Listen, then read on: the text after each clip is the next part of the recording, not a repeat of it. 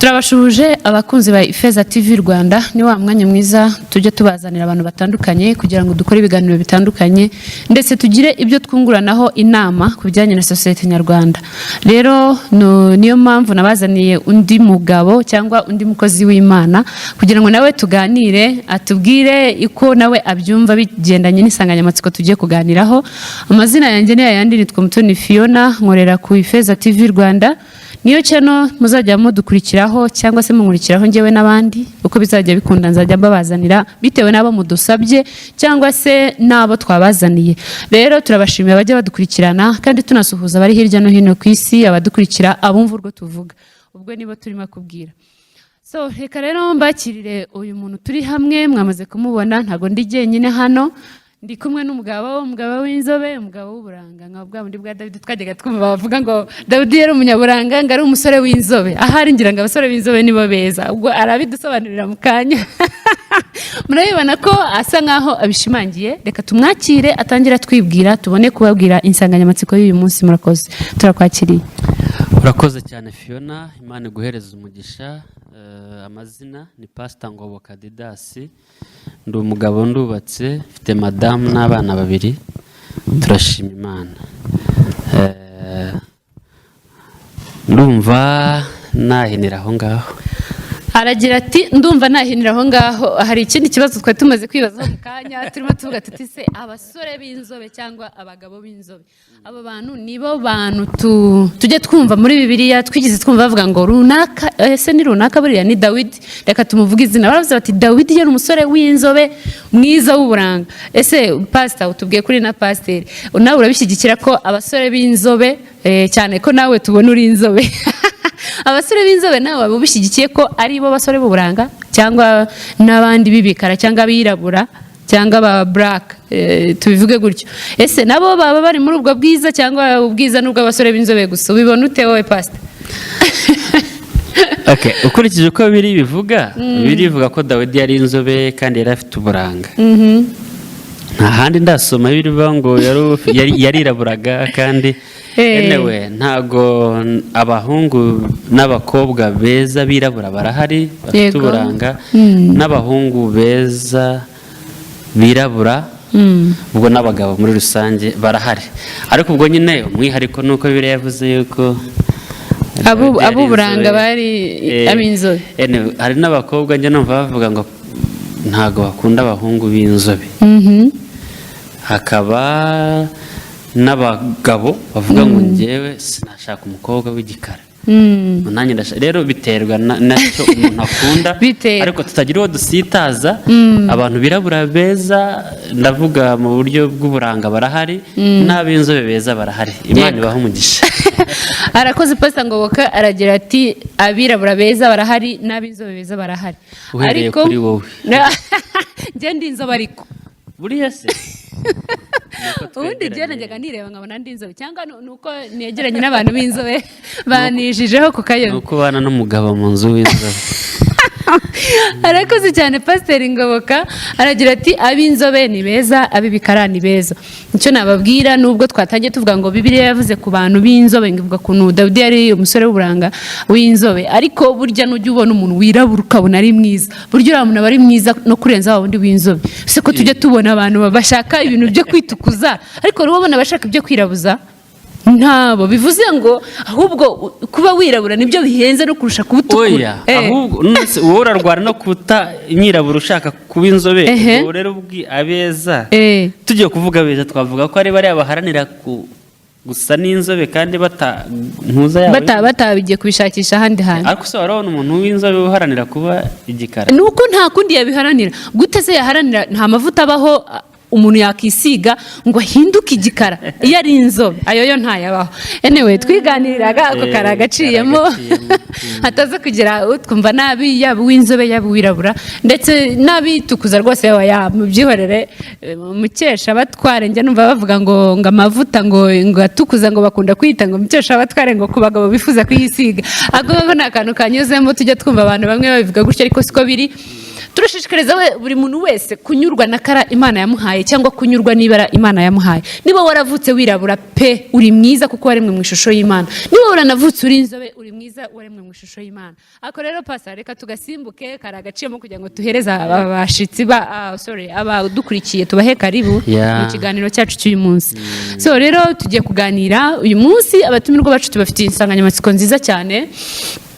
Turifuza kuganira ku bantu bitwa ababyeyi, ariko iyo umuntu avuze umubyeyi hari umubyeyi wakubyaye, hari n'umubyeyi ushobora kugufata akagushyira mu buzima bwe ukitwa umubyeyi. Ntabwo ari iyo kote tugira ngo tuganiremo, turashaka kuganira kuri kote y'abantu batatu cyangwa ababyeyi batatu. Baya ntabwo ari abantu batatu, ingero eshatu cyangwa ingingo eshatu z'ababyeyi, ibyiciro. Okay, urakoze cyane. Ibyiciro bitatu by'ababyeyi. Hari tujye twumva ngo Imana data, Imana ni data, Imana ni umubyeyi. Ubwo nayo reka tuganire tuvuga ku mubyeyi Imana yacu nk'umubyeyi wacu, hanyuma umubyeyi w'umwuka, umubyeyi uturera mu mwuka, abashumba, abapasiteri, abapadiri, bashe, abo bose ni ababyeyi bacu bitewe n'idini tubarizwamo. Then hakabaho n'umubyeyi w'umubiri, umubyeyi wakwibarutse, umubyeyi wakubyaye, umubyeyi muhuje amaraso. Mvuze ngo umubyeyi muhuza amaraso, nibuka abakobwa banjye ibintu bajya banganiriza. Telefone yanjye ifite password, fingerprint, ikagira na password isanzwe. Ubwo ni ukuvuga ngo mfite abakobwa babiri, umukobwa umwe ajya yifungura nawe gatoki ke bigakunda, undi ntibikunde. Noneho uwo bidakunda yarambwiye ati mami buriya Tania niwe muhuje amaraso, njyewe ntago tuyaho. Ubwo rero mvuze umubyeyi w'amaraso, nibuka ukuntu abakobwa banjye umwe afungura password undi ntayifungura. So ndagira ngo pasa udufashe aba bantu badukurikiye, ntago twitaye ku idini runaka idukurikiye, yaba barizwa mu idini ya Islam, yaba ari ababarizwa mu idini ya Katolika cyangwa se ya Pentecostal churches. Abo bantu bose cyangwa se n'utemera Imana, ariko turashaka kuganira namwe mutwumve, dusharing ibitekerezo, pase agira icyo tuvuga. Nubwo wenda tutashobora kuza kubyagura cyane nkuko mwaba mubyifuza, ariko turifuza ko uyu munsi tuganiraho agace gato kuko iki kiganiro ni kinini, iyi nsanganyamatsiko yacu ni nini iragutse. Ndifuza udufashe gusobanukirwa ese aba babyeyi uko ari batatu, hari Imana data umubyeyi wacu, hakaba n'umubyeyi wanjye wo mu mwuka cyangwa umushumba wanjye, hakaba n'umubyeyi wanyibarutse wankuye mu maraso ye, wankuye muri we, uwo duhuje amaraso. Ese pasa abo babyeyi iyo mwumvise cyangwa se iyo mubigisha abantu cyangwa se ubundi twumva bose dukwiriye kububaha, ariko abo babyeyi wabadutandukanyiriza ute cyangwa wabahuza ute? Ni karibu. Urakoze cyane Fiona, Imana iguhereza umugisha. Rero ni insanganyamatsiko nziza cyane kumenya yuko hari umuntu uzi ko umubyeyi we ari se cyangwa se ari nyina gusa. Ibyo nibyo kumubwira ngo Imana ibyo byimenyere byihorere. Hakaba undi uvuga uti byo kujya kumubwira ngo umubyeyi wo mu mwuka, akaba ameze nka Nikodemu. Yesu amubwira ati, Yohana ibice bitatu aramubwira ngo rero kugira ngo umuntu utaravutse ubwa kabiri, utarabyawe ubwa kabiri, umuntu ashobora kubona ijuru. Nikodemu aramucangatse, umuntu w'umugabo yasubira mu nda ya nyina akongera akavamo. Yesu aramubwira rero icyo Yesu yashaka kumubwira ni ukuvuka ubwa kabiri, born again. Niyo mpamvu abakristo twitwa born again Christians, ni abantu bavutse ubwa kabiri. Ushaka kugira amatsiko kuvuka ubwa mbere ukongera ukavuka n'ubwa kabiri. Niba rero hari umubyeyi wakubyaye ubwa mbere, hari n'uwakubyaye ubwa kabiri, nicyo tugiye kuvugaho rero. Rero ababyeyi bari mu byiciro bitatu. Hari umubyeyi wa mbere ari nawe ngira ngo urenze ku bandi, ari nawe uhebuje abandi, ni Imana data wa twese. Buri ngingo yose nzajya nyivugaho icyanditswe kugira ngo yenda abantu bumve ko atari ibintu dushakashaka, twitoraguriye cyangwa twishakiye. Hano Yesu yigeze kwigisha abigishwa be gusenga. Yohana ibice 6 yari yicaye ku musozi arimo yigisha abantu, abigishwa be arababwira ngo nimujya gusenga. Yohana 6 reka mere ku murongo waho wa 9. Matayo ibice 6 umurongo waho wa 9 biravuga ngo nuko musenge mutya muti, Data wa twese uri mu ijuru, izina ryawe ryubahwe, ubwami bwawe buze, ibyo ushaka bibeho mu isi nk'uko bibaho mu ijuru. Agakomeza avuga, ariko ingingo nshakamo ni hano 6:9 yavuze ngo data wa twese uri mu ijuru. Abantu rero bagomba kumenya yuko hari data kandi wa twese uri mu ijuru, ari we Mana. uwo ntabwo ari mu Mutara, ntabwo ari muri Amerika, ntabwo ari i Kigali, ni data wa twese kandi uri mu ijuru. Ijuru ni ryo ntebe ye, niko Yesaya yavuze, isi ni intebe y'ibirenge bye. Uwo yicara mu ijuru akarambiriza mu isi, ari we mubyeyi, ari nawe data wa twese. Abo rero icyo kintu abantu bagomba kukimenya, yuko Imana ni data wa twese. Ariko se kandi ni twese nk'uko se bivuze? Oya. Nanone Yesu, Yohana yarabivuze 1:11 na 12 na 13, yaravuze ngo Yesu yaje mube, ngo ariko bamwe ntibamwemera, ngo icyakora bamwemeye bose yabahaye ubushobozi cyangwa se ubutware bwo kwitwa abana be, ngo bo ntibabyawe n'ubushake bw'umugabo cyangwa n'ubw'umugore, ntago babyawe n'inyama n'amaraso, ngo ahubwo babyawe n'Imana. Ni ukuvuga rero Imana ni data wa twese, ariko ku bamwemeye, abemeye Kristo, abakijijwe, abavutse ubwa kabiri, abo ngabo babereye se, ababereye papa, ababereye umubyeyi. Rero ndagira ngo aho ngaho icyo ingingo ya mbere ngira ngo nsobanureho, mumenye yuko Imana ari data wa twese kandi umubyeyi, mbese wa mugani wa Yambo, ni umubyeyi kandi abakristo ni famiye y'Imana. Hari n'icyanditswe njya nkunda, kiri mu Baroma 8:29, kiravuga ngo Yesu ni imfura muri bene se benshi. Ubwo bene se benshi ni bande? Ni twebwe. Yesu niwe first born wacu. Mbese tuvukana na Yesu. Yesu ni musaza wawe. Yesu ni mukuru wanjye, Yesu ni grand frère. Reka iki cyanditswe nkibasomere batagira ngo yenda kugira ngo ntago nshaka ko buri ngingo tuyiceho twirukanka, abantu batagira ngo ni nk'ibintu twitoraguriye. Abaroma 8:29, ngo kuko abo yamenye kera yabatoranije kera gushushanywa n'ishusho y'umwana wayo, kugira ngo abe imfura muri bene se benshi. Iri jambo rero ngo abe imfura muri bene se benshi, bene se ni batwebwe. Yesu ni mukuru wanjye, Yesu niwe first born kuri data wa twese, ariko noneho abandi bose dukurikiyeho natwe turi abana b'Imana. Ni ukuvuga DNA, ubu ngubu abana banjye Ivana na Ivan duhuje DNA. Ni ukuvuga natwe na Kristo, Imana niyo data, duhuje DNA. Turayihuje rwose. Rero niyo mpamvu buriya iyo wakiriye Kristo, icyo ngicyo bibaye confirmed yuko ubaye umwana w'Imana. Aho ni kuri wa mubyeyi data wa twese. Aho ni ku mubyeyi data. Hanyuma noneho kuri ba babyeyi bacu basanzwe baraza gusa nkaho ari nabo turi buze kwibandaho cyane, kuko Imana yo ni ibidasubirwaho, nta kintu turi bubihindureho. Mbese ibyo byo ni ngombwa, ni ihame. Imana ni data wa twese. Noneho ndifuza ko turi buze gutinda cyane kuri ba babyeyi bacu babiri, yaba ari data wo mu mubiri cyangwa se mama wo mu mubiri, ndetse no kuri data cyangwa mama bo mu mwuka. Abo ni ababyeyi babandi tujya twita abashumba bacu, abadushumba batubyaje agakiza, abo tubana nabo mu buzima bwa buri munsi bw'umwuka. Cyane cyane usanga ko n'ubu ngubu umubyeyi abyara abana nkatwe dukuze. Umubyeyi arabyara, ntabwo mvuze ngo nkatwe dukuze mbese twarabyaye ubwo twe turashaje, ndavuga nkatwe bana dukuze ku babyeyi bacu. Hari igihe usanga twaravutse turarerwa, ariko igihe kiragera dusa nkaho turekuwe, baduhariye abandi bantu.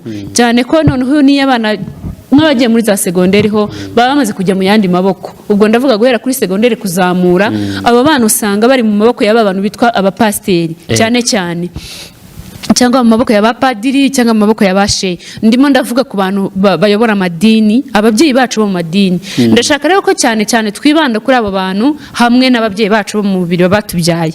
Ese abo bantu twabahuza duti? Abo bantu bahuriye he? Ese bo batandukaniye he? Ubwo Imana yo tumaze kuyivugaho, tuyishyize no ku ruhande rwose, twumvishe ko nta cyabihindura, ni data wa twese. Noneho ndashaka twiganirire kuri aba bantu babiri. yes ubwo rero umubyeyi wa kabiri kandi abaye umubyeyi noneho w'umubiri inyama n'amaraso.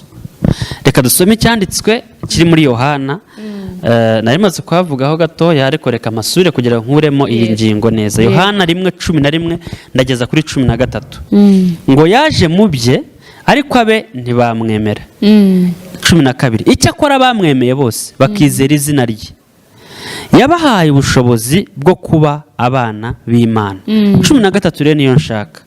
Abo ntibabyawe n'amaraso cyangwa n'ubushake bw'umubiri cyangwa n'ubushake bw'umugabo, ahubwo babyawe n'Imana. Ahangaha rero barimo bavuga ko hari abantu bavuka bituruke mu bushake bw'umubiri, aribwo bushake bw'umugabo, ari bavuga ngo mu buryo bw'amaraso, bw'inyama n'amaraso. Abo rero ni babandi batubyara fizikare, batubyara. Iyo mpamvu bavuga ngo ubushake bw'umugabo, ubushake bw'iki, nuko n'ubundi abantu bagashakana, umuntu agakunda undi, bagakora imibonano mu rukundo n'iby'umubiri, barangiza umwe agasama akabyara umwana, bakabyara umwana. Niyo mpamvu rero buriya abo ni ababyeyi kandi bakomeye b'ingenzi mu buzima, aribo batubyara, aribo baturera. Buriya nibutse abantu yuko iyo umuntu yarezwe neza mu muryango, biroroha no kumurera neza mu itorero. Ariko iyo umuntu yahawe uburere bubi mu muryango, ariho hahandi kwa se na nyina, biranamugorana kumurera mu rusengero. Icyo ngicyo uracyemera? Uravuze ngo iyo umuntu yahawe uburere buzima mu muryango avukamo kwa papa wa undi turimo kuvuga w'umubiri w'inyama n'amaraso, iyo yahawe uburere buzima no kumurera mu rusengero byorohereza umubyeyi wo mu mwuka. Iyo umuntu yarezwe neza mu buryo bwa famiye, aho yarerewe, aho yavukiye, niyo yaje kurerwa mu buryo bwa Gikristo cyangwa bw'idini, biroroha kuko niyo barakwigishije ngo guhagurukira abakuru. No mu rusengero nubona umuntu ukuruta ahagaze yabuze icyicaro, intebe zashize, biroroshye guhita umuhereza umwanya kuko si uko wabyigishijwe mu rusengero, ahubwo no mu muryango aho warerewe barabigutoje. None se pastor, handi tujye twumva bavuga ngo uburere buruta ubuvuke. Mfite uko navutse, iwacu barandeze, ndavutse nyine barandeze, ubwo niho navukiye, ubwo n'ubuvuke. Noneho igihe kirageze ndimutse, ngiye mu yandi maboko, ngiye kurerwa mu yandi maboko, ari bwo burere. Icyo gihe ubwo burere n'ubwo buvuke, ibyo icyo gihe ntibyakuzuzanya, cyangwa se ndumva ntarimo gusobanukirwa neza aho ngaho uvuze uti uko umuntu yarezwe hahandi yavukiye. Iyo yarezwe neza bifasha n'idini abarizwamo. Oya, sinshaka gukuraho yuko umuntu ashaka kuba, by the way, umuntu ashaka kuba ataranagize n'abo babyeyi, yenda baranamubyaye bakamutaho ku nzira, hagafatwa n'abandi bakamurera, ugasanga ntiyageze n'iyo chance yo kurerwa neza. Na cyane n'iki gihugu cyacu turimo, hari abana bagiye basigara ku musozi, ise na nyina babishe, umuryango bawutakaje, hanyuma abo bana bakajyanwa mu kigo cy'imfubyi, akazakomereza mu buzima bw'ishuri ataragize n'ayo mahirwe yo kuba muri famiye. Abo ntago twabaciraho iteka, nta mahitamo afite, nta ruhare yabigizemo. Oya, nta nubwo hari abahabonera uburere bubi kuko baba bamaze kugera mu maboko y'abandi babyeyi. Ariko ntago njye nemera ko asa n'ubafite. Oya, ntabwo asa n'ubafite, ariko nanone icyo nicyo nashaka kuvuga. Kuko hari igihe hariya batamuhereza affection yuzuye nk'iyo se na nyina bakamuhaye. Bariya abantu babikora neza kuko usanga benshi barabitojwe kurera abana, kubitaho, ariko kandi ntago bisa n'umwana warezwe na se na nyina. Bakamuha urukundo kuko ukuri kuravuga ngo nubwo babarera ariko se wababyaye ntabwo ari bo babyeyi babo. Ariko nabo Imana ibaha umugisha kuko baba bagerageza uko babishoboye. Ariko icyo mvuga ni uko iyo umwana, birashoboka ko umwana ashobora gutakaza ubwo burere, kubera impamvu zitandukanye agasanga agiye no ku muhanda b'abana bo ku muhanda ariko ubwo Imana ikamugirira ubuntu agakizwa yego noneho agahabwa uburere n'itorero n'umubyeyi wo mu mwuka ukageza mu maboko y'abashumba cyangwa abakozi b'Imana noneho birashoboka ko uwo mwana yahabwa inyigisho nzima akavamo umwana muzima akagira uburere buzima ariko noneho icyo nashaka kuvuga ni uko iyo wagize amahirwe umwana agahabwa uburere bw'ibanze hariya muri famiye aho yarerewe mu muryango akiri mutoya byorohereza akazi wa mubyeyi we wo mu mwuka mu rusengero ntibivuze ngo nawe aragafite kuko amutoza inzira z'Imana ariko noneho iyo umufasha ari kuri zero nta gitsuri nta burere noneho ukamufata nyine uhera ku busa ariko noneho iyo yarerewe mu muryango ukamuha uburere buzima uwo mutoza inzira z'Imana ugakomerezaho ariko kandi hari ibintu by'ibanze by'umuco aba yarafashe nibyo naguhereza nk'urugero kubaha abantu bamuruta kutavugiramo umuntu mukuru nyine yakuze bamubwira yuko umuntu mukuru ntavugirirwamo iyo avuga uramureka akarangiza nawe ukavuga iyo umuntu mukuru ibyicaro bibaye bikeya baramuhagurukira gutonda umuntu mukuru baramwubaha iyo agutumye ntumusuzugura noneho iyo ageze no ku rusengero nibyo twavugaga iyo imyanya ibaye muke mu rusengero aribwiriza tuvuga ati ndabona umuntu mukuru ahagaze ukamubwira uti mama ubwo ni bwa burere yakuye mu muryango ariko hari umwana udafite amakuru kuri ibyo byose bitewe n'ubuzima yaravutse yisanga aho akura atyo arigerageza arirwariza rero iyo umusanze mama niba ari kumwe kuvugana ibiryo mu kanwa ari kumwe n'abantu ibintu nk'ibyo kuko ntawigeze amureba igitsuri ariko si ubwo pasa ndibaza abo bana hari n'igihe usanga n'abaciye mu miryango wenda nk'uko twavutse tugize ababyeyi bose baratureze turakuze ariko ugasanga n'ubundi wa mwana niba ageze no hejuru cyangwa ageze mu maboko y'abandi bantu b'abashumba cyangwa abandi ugasanga nawe afite imico idafite aho ihuriye n'umwana warerewe mu muryango ese ubwo biba ari ibibazo by'uwo mwana wananiranye cyangwa ubwo ibibazo byaratangiriye muri wa muryango ikindi cya kabiri hari igihe usanga nanone uwo mwana yararezwe ariko yamara kugenda akananirana aho agiye kandi ababyeyi bari hasi ntako batagize wanabareba ukabona baratandukanye ukabona abana n'umubyeyi ni abantu batandukanye cyangwa se muri ba bana bo muri ya famiye havuyemo umwana umwe arananiranye yadukanye imico ye gusa uwo mwana we ababyeyi baba badafite uko bagerageje biba bimeze biti hari icyanditswe kiri mu abakorino ba mbere nicyo nibutse urimo mbaza icyo kibazo ni abakorino ba mbere 15:33 kiravuga ngo ntimuyobe kwifatanya n'ababi konona ingeso nziza ntimuyobe kwifatanya n'ababi byonona ingeso nziza undi murongo ukavuga mu migani 13:20 ngo ugendana n'abanyabwenge azaba umunyabwenge nawe ndashaka duhuze iyo mirongo uko ari ibiri hari igihe usanga umwana yararerewe ahantu umugenzi nabo aha bita ababyeyi gito aho gutoza umwana inzira nziza ahubwo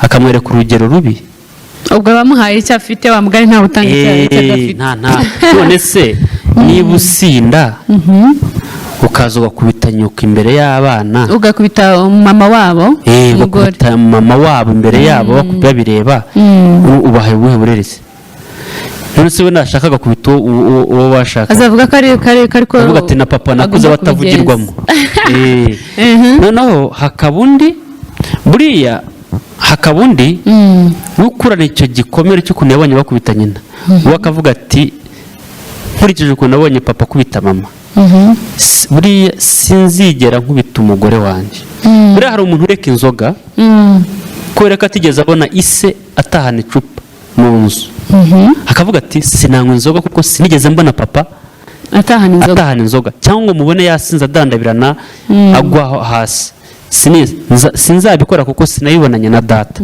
icyo ni kimwe hakaba uzireka kuko zagize se yego bati ngiye kuzireka kuko zajyaga zikubita data mu muferege nkabibona nkajya kumweguramo cyangwa se nkabona mama amufashe mu maboko amwinjiza mu nzu ati nzazireka kubera rero buriya icyo navuga kindi umuntu arivukira nanone yego rero ibi byanditswe biravuze ngo ntimuyobe kwifatanya n'ababi byonona ingeso nziza.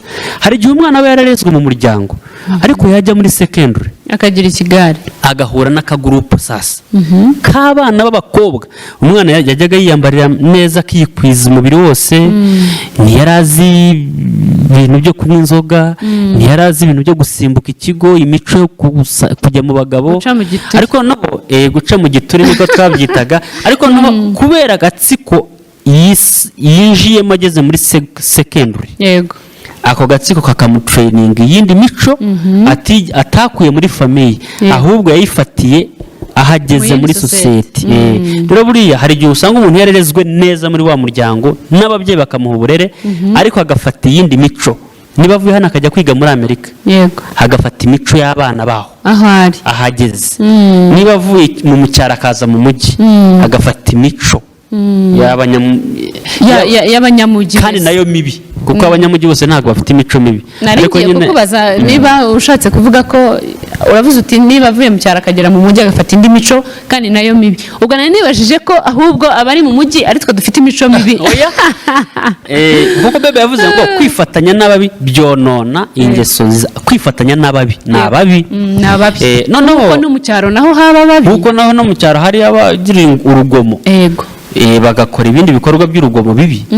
Noneho hakabaho n'ikintu Bibiliya ivuze mu migani 13:20 ngo ugendana n'abanyabwenge azaba umunyabwenge nawe. Yego hari umwana noneho ubu utaragize ayo mahirwe yo kubona ubwo burere bitewe n'ubupfubyi, cyangwa se yarakuriye muri famiye mbi bafite imico mibi, ariko noneho yagera ahantu mu itorero, yagera ahantu ku ishuri, yagera muri sosiyete yindi, agaselectinga akavuga ati reko ubwo ngeze ku ishuri uriya mwana ubatsinda niba ngomba gushudika, reka ari we nshudika kuko mbona abo wa mbere mu ishuri, reka ari we ngira inshuti, cyangwa mbona yitwara neza. Ugasanga aramwegereje. Kera hari igihe usangaga abana baryama ku gitanda kimwe, ugasanga bayihuje barararanye ku gitanda kimwe, noneho ugasanga niba umwe agiye ubyuka agiye muri etide akamubyutsa, niba hari ibyamucanze muri kirasi akamusobanuza, noneho ugasanga nibyo n'abanyarwanda bavuga ngo ubwenge burarahurwa, ugasanga umwana abaye umunyabwenge kubera ko yashuditse undi mwana w'umunyabwenge. Yego arakoze mushumba, tubwiye mu ncamake, ese buriya ni mu ncamake agerageje kubikurayo, aratubwiye dusobanuriye uburyo ikigare cyica cyangwa se agakunde cyangwa agakipe, dusobanuriye uburyo umwana ashobora kuba yarivukiye mu muryango mwiza ariko akananirana bigeze hejuru, ubwo ni cya kigare nyine. Hakaba hari icyo wari ugiye kongeraho. Hari ikindi ntibitakaze ingingo y'umubyeyi. Yego ubwo ibyo byose turabivuga kubera bifatiye ku mubyeyi. Yego wa wundi w'inyama n'amaraso. Hari n'ibyanditswe nkunda gukoresha ingeranyo ibyanditswe. Yego nibyo byiza, izo nazo ni reference. 22:6 aravuga ngo menyereza umwana inzira akwiye kunyuramo ngo azarinda asaza atari yayivamo. Buriya umubyeyi ikintu atoje umwana, n'abanyarwanda bavuga ngo igiti kigororwa kikiri gitoya. Inzira utoje umwana niba umuhaye uburere buzima arabusazana. Yego iyo umuhaye akabufatira hasi arinda asaza kibufite, ariko noneho niyo butakaje ubwo nyine agobokwa n'undi mubyeyi wundi, none wa undi twavuze wa kabiri ariwe tugiye gusorezaho wa gatatu. Yego ariko se pasa, hari ikintu nibaza, hari ukuntu ushobora kubona ukabona umubyeyi w'umubiri yabyaye umwana yanamuhaye n'ibyangombwa byose cyangwa ibyamugomba byose, ariko igihe kikagera wa mwana nyine ukabona ntibyakunze ko avamo umwana muzima. Ese icyo gihe urumva bisaba imbaraga nyinshi wa muntu wundi wa kabiri ugiye kumwakira, wa mubyeyi wundi wa kabiri. Hari ukuntu nanone ubona uwo mubyeyi amwakira ari mukuru ukabona nabyo biramugoye, ni iki cyihutirwa uwo muntu wa kabiri akwiriye cyangwa yagombye gukora kuko afashe wa muntu ari mukuru, nk'uko watubwiye uti umwana cyangwa se igiti kigororwa kikiri gitoya, ariko noneho wa wundi amwakiriye yaramaze kuba mukuru kandi biranagoranye ko yamuhindura rwose ako kanya. Ni iki cyihutirwa uwo mubyeyi wa kabiri cyangwa uwo muntu wa kabiri cyangwa uwo mubyeyi w'umwuka cyangwa wo ku idini wa wundi twahoze dusobanura, ni ikihe kintu cyihutirwa yakabanje gufasha uwo muntu ukomeye gutyo cyangwa wangiritse gutyo? Yego. Hano rero ndi buze kwifashisha nanone Bibiliya. Reka dusome icyanditswe kiri muri Yohana ibice 3 umurongo waho wa 3. Hari Nikodemu aza kureba Yesu nijoro, aramusanga baraganira.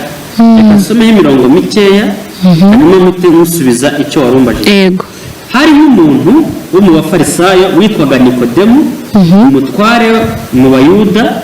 Uwo yasanze Yesu nijoro aramubwira ati, mwigisha, tuzi yuko uri umwigisha wavuye ku Mana, kuko ari ntawe ubasha gukora ibimenyetso ujya ukora keretse Imana iri kumwe nawe. 3. Yesu aramusubiza ati, ni ukuri ndakubwira yuko umuntu utabyawe ubwa kabiri atabasha kubona ubwami bw'Imana. Nikodemu aramusubiza ati, mbese umuntu yabasha ate kubyara akuze yakongera agasubira mu nda ya nyina akabyara? Yesu aramusubiza ati, ni ukuri ndakubwira yuko umuntu utabyawe n'amazi n'umwuka atabasha kwinjira mu bwami bw'Imana.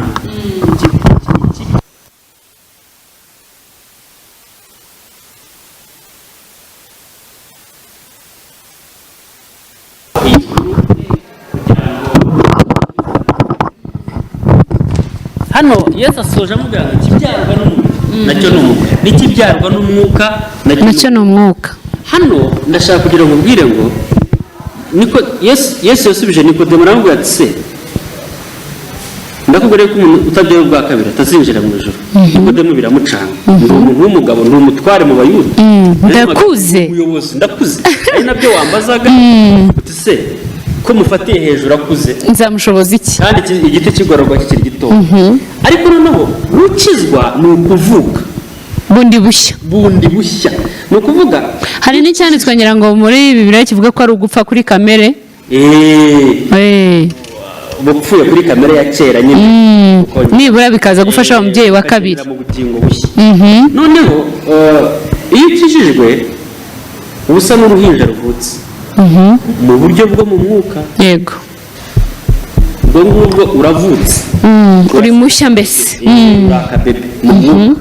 Niyo mpamvu ni Petero yavuze wa mbere mu bice 2 umurongo wa 2 avuga ngo mwifuza amata y'umwuka adafunguye kugira ngo abakuze abageze ku gakiza. Ni ukuvuga amata buriya nk'uko hari amata y'inka arera umwana, hariho n'andi mata y'umwuka ariyo jambo ry'Imana nayo rero umwana wo mu mwuka. Rero buriya warumbaje se ko akuze afite ubwanwa, ariko buriya nubwo mu mubiri afite ubwanwa ariko mu mwuka aba akiri akabebe. Yego. Rero umurera mu buryo bwo mu mwuka nk'uko umuntu arera akabebe kavutse. Niyo mpamvu buriya mu rusengero harimo impinja, hakabamo n'abaciye akenge, hakabaho n'abakuze mu mwuka. Noneho ibyiciro byose bibamo, ibyiciro nk'uko ubona mu mubiri hari utubebe, akageraho yisumbuyeho agahinduka umwangavu, teenagers bakavaho akahinduka ingimbi, umusore akaba inkumi, akazavaho aba umugabo. Rero buriya no mu mwuka umubyeyi w'umwuka rero niwe tugezeho. Ababyeyi ni 3, wa mbere ni Imana Data wa twese, wa kabiri ni utubyara mu buryo bw'inyama n'amaraso, wa 3 noneho ni wa mubyeyi wo mu mwuka ariwe tugezeho. Aha rero ni ingenzi cyane. Niba hari kuvuka ubwa kabiri hakenewe n'umubyeyi wa kabiri. ukuvuga ngo niba tuvutse ubwa kabiri dukeneye n'uturera bwa kabiri. Hari twavutseho bwa mbere mu mubiri. Yego. Abo ni ba papa na batubyara mu, ariko no hakabaho n'undi mubyeyi ugomba kuturera. Abo bahagaze mu cyimbo cy'Imana. Reka cyanditswe umubyeyi wa 3 ariwe mubyeyi wo mu mwuka wa kabiri. Ubwo twanditse wa kabiri kubera ko umubyeyi data wa twese twamubanjeho dukurikizaho mu mubiri yego noneho uwa gatatu cyangwa se uwa kabiri wo mu mwuka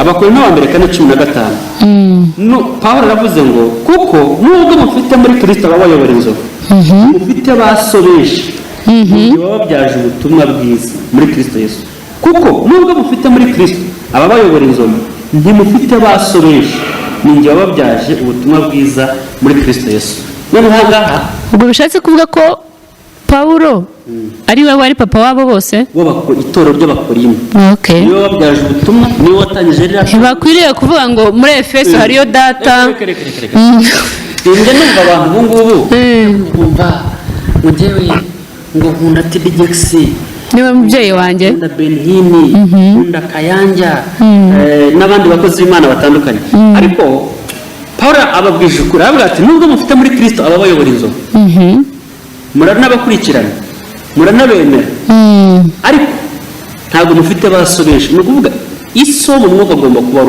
ari umwe benshi ubemere bakwigishe bagufashe bakurikirane rwose ariko noneho ugire umwe wita iso wo mu mwuka yego twibutse abantu yuko kugira papa wo mu mwuka ni ingenzi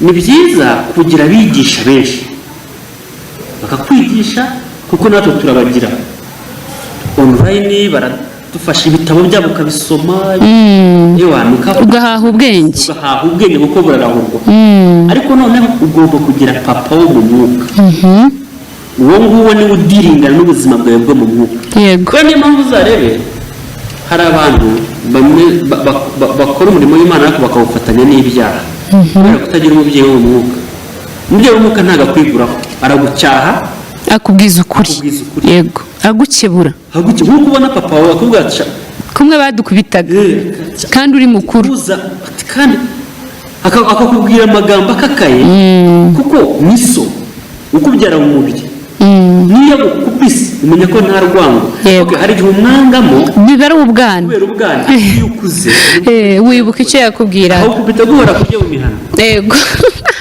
akakubita aguhora gutaha utinze yego ariko iyo umaze kugira urugo rwawe ukamenya gutaha kare icyo ari cyo gushimira so uzumva abantu benshi batangiye kuvuga ngo papa saa moya wagombaga kuba uri mu rugo ngo bivuze yuko niyo disipurine yabaga irimo rero buriya tubyumve yuko umubyeyi wo mu mwuka ni ingenzi yego niwo gusengera warwaye Bible iravuga ngo n'urwara utumira abakuru b'itorero bagusengera bagusiza amavuta yego abo ni umubyeyi wo mu mwuka n'uwo gusezeranya warongoye yego ni nawo gushingura wapfuye yego ababyeyi bo mu mwuka buriya hari ukuntu abantu bibera aho ngaho yiragira akicyura azajya gukora ubukwe akibuka noneho ninde azasezeranya Imana agatekereza iyo ari Nyamirambo asengera iyo ari Kanombe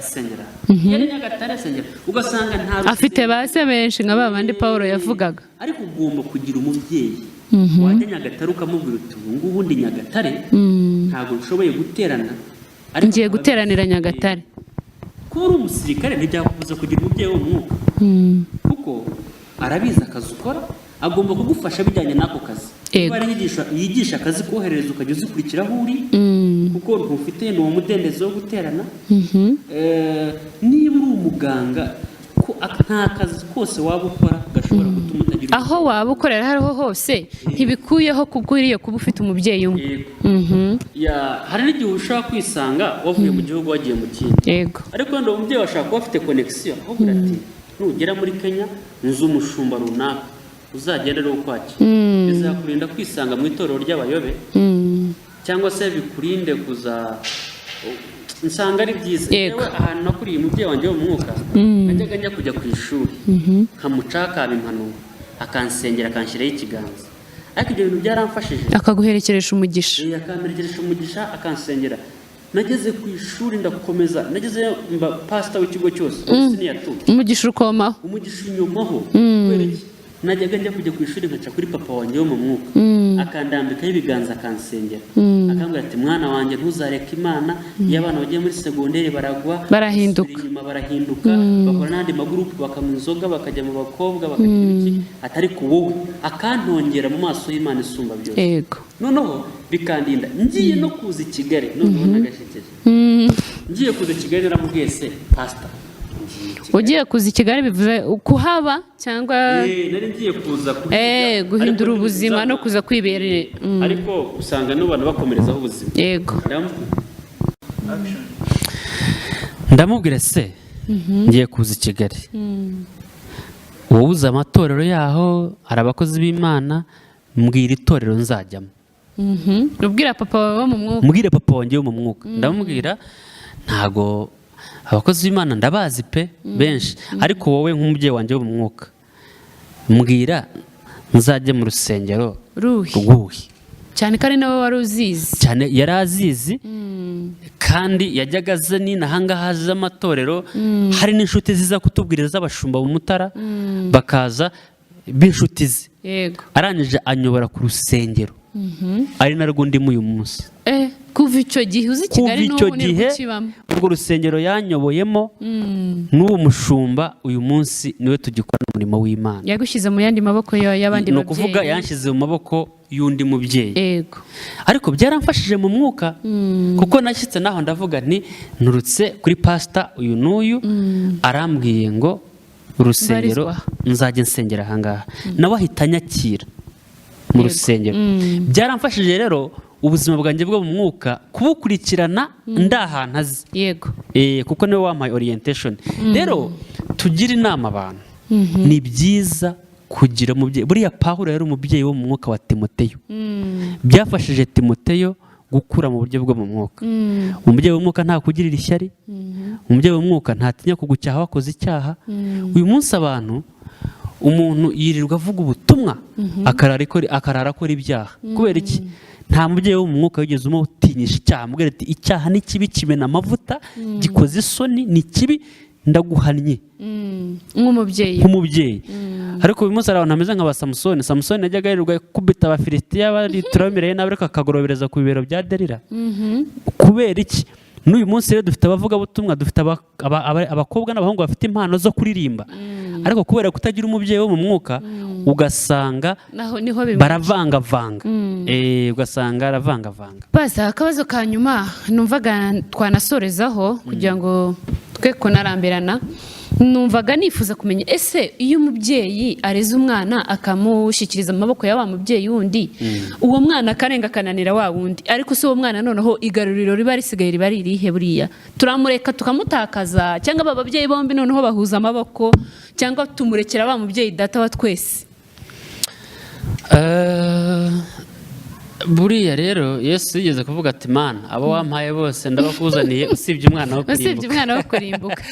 Hari igihe bibaho niyo bamuha kigori ntako mutagize akanga akabananira. Yego. Ariko ntako mutagize nanone ntugapfe kurekura. Nabo kavuga yagira gutyo bwa mbere yagira gutyo genda. Ariko nanone hari ababyeyi bazi kurwaza. Yego. Akakurwaza akagerageza ibishoboka byose wagwa aho byukiye akongera akakwakira nka wa mwana w'ikirara yagiye asanga se. Aravuga ati papa ndashaka ibyanjye ndashaka umunani wanjye muri Luka 15. Yego.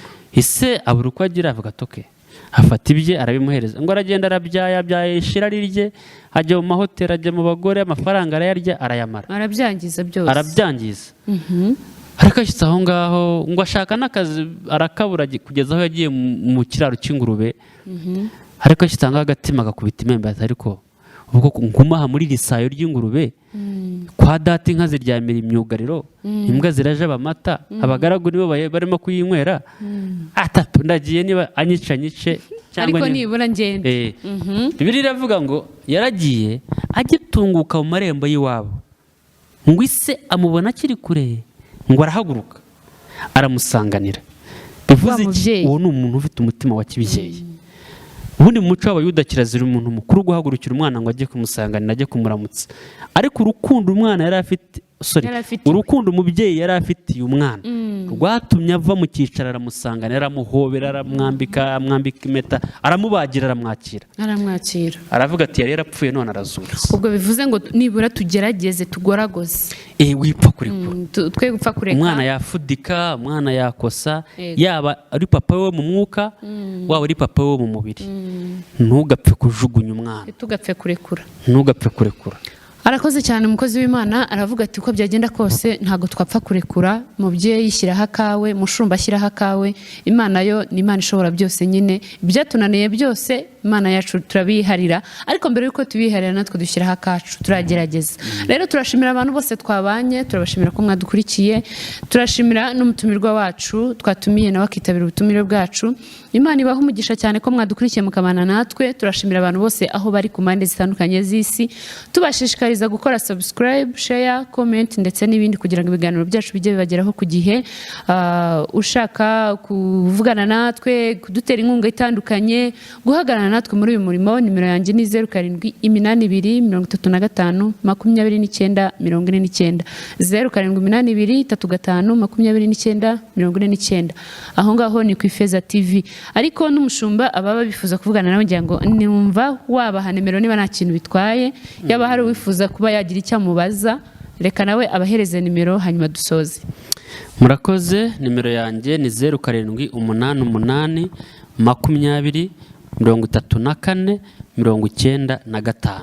Imana ibahe umugisha. Murakoze cyane, turabashimiye. Uyu ni umunsi twari twifuje kubagezaho iyo nsanganyamatsiko tuganiriyeho, n'ubutaha tuzasubira. Shalom.